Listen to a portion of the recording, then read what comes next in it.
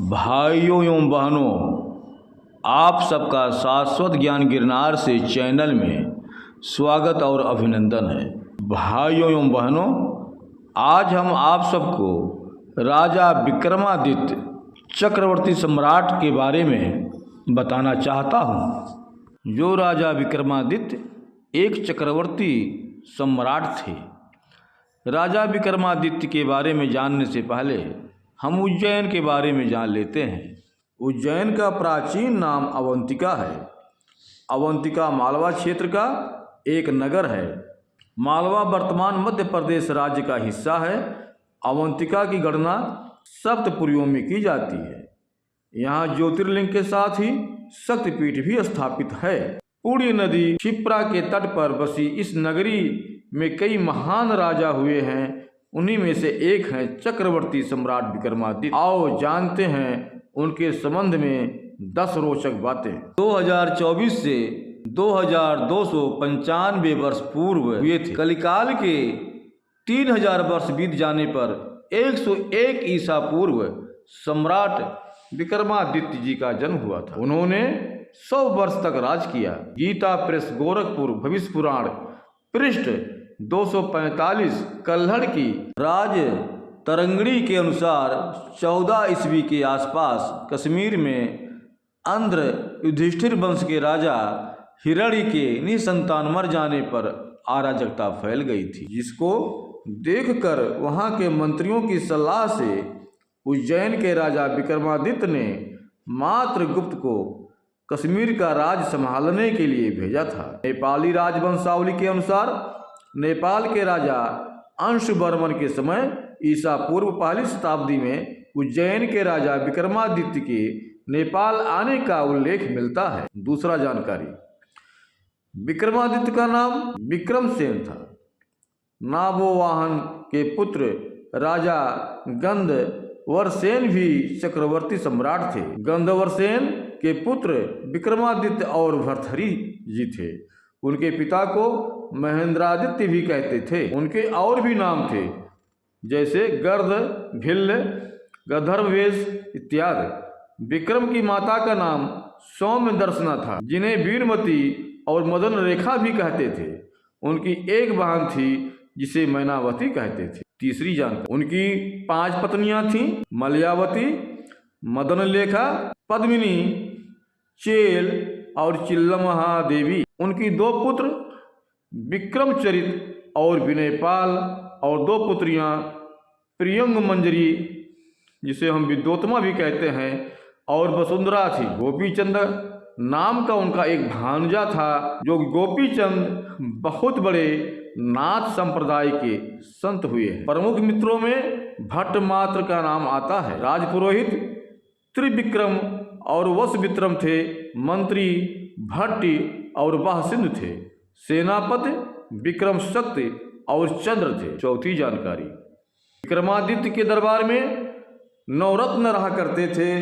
कहना चाहिए कि नवरत्न रखने की परंपरा का प्रारंभ उन्होंने ही किया था। उनके अनुसरण करते हुए कृष्णदेव राय और अकबर ने भी नवरत्न रखे थे।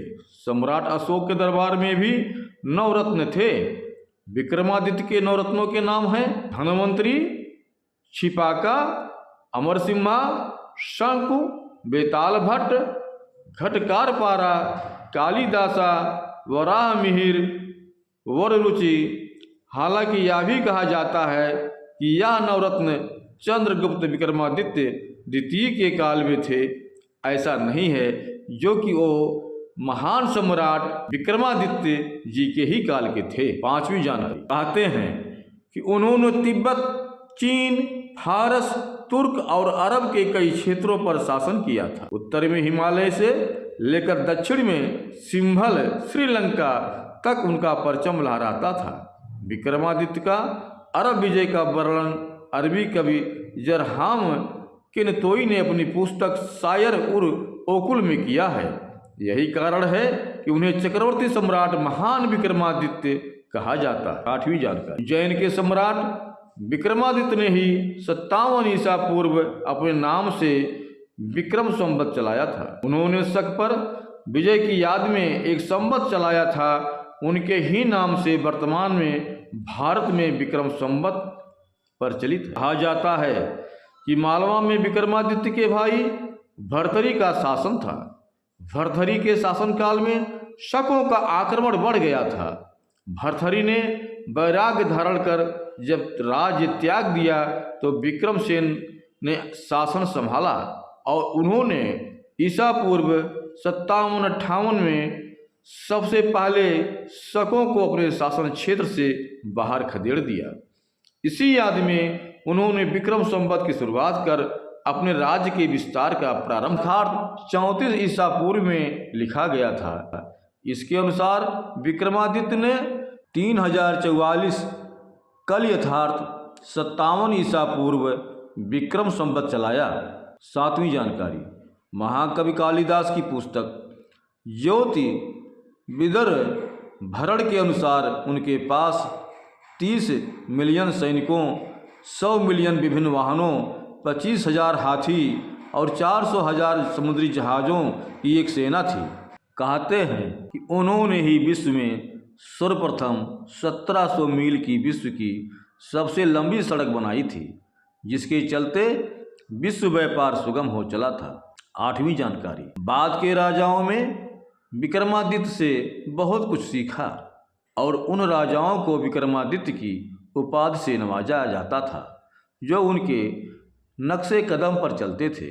उज्जैन के सम्राट विक्रमादित्य के बाद समुद्रगुप्त के पुत्र चंद्रगुप्त द्वितीय हुए, जिन्हें चंद्रगुप्त विक्रमादित्य कहा गया।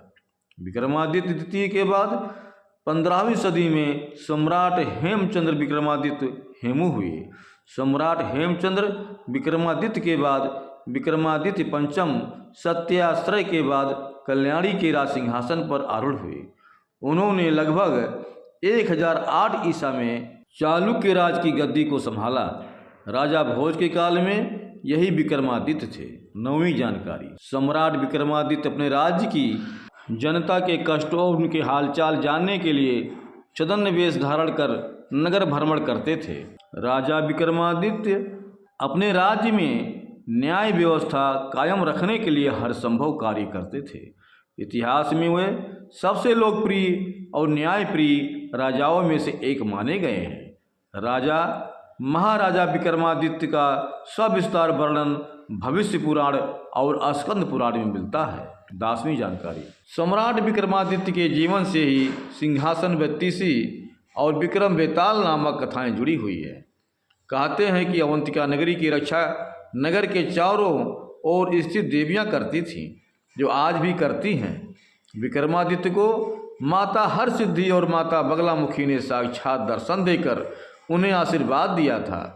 मान्यता अनुसार उज्जैन के राजा महाकाल और उन्हीं के अधीन रहकर कोई राजा राज करता था। विक्रमादित्य के जाने के बाद यहाँ के एकमात्र राजा अब महाकाल ही हैं। कहते हैं कि अवंतिका क्षेत्र में वही राजा रात रुक सकता है जो कि विक्रमादित्य जैसे न्यायप्रिय हो, अन्यथा उस पर काल मंडराने लगता है। तुर्की के इस्तांबुल शहर की प्रसिद्ध लाइब्रेरी मकतब ए सुल्तानिया में एक ऐतिहासिक ग्रंथ है, शायर उल ओकुल। उसमें राजा विक्रमादित्य से संबंधित एक शिलालेख का उल्लेख है, जिसमें कहा गया है कि वे लोग भाग्यशाली हैं जो उस समय जन्मे और राजा विक्रम के राज में जीवन व्यतीत किया।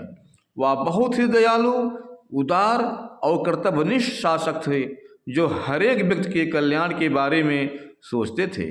उन्होंने अपने पवित्र धर्म को हमारे बीच फैलाया, अपने देश के सूर्य से भी तेज विद्वानों को इस देश में भेजा ताकि शिक्षा का उजाला फैल सके।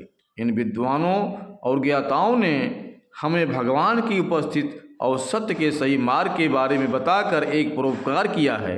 ये तमाम विद्वान राजा विक्रमादित्य के निर्देश पर अपने धर्म की शिक्षा देने यहाँ आए। भाइयों बहनों, हम आप सबसे अनुरोध और विनम्र विनती करूँगा कि चैनल को सब्सक्राइब और वीडियो को लाइक शेयर ज़रूर किया करें। बाकी फिर मिलेंगे अगले वीडियो में। जय श्री गुरुदत्त, जय श्री गुरुदत्त।